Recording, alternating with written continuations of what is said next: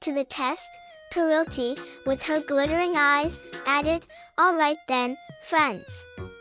Maybe when we reach the top of Wind Mountain, our feathers will shine even brighter." With this joyful conversation, the birds flew quickly towards Wind Mountain. As the breeze of the wind passed under their wings, Mavis, Kazil, Perilti, and Purpur were laughing.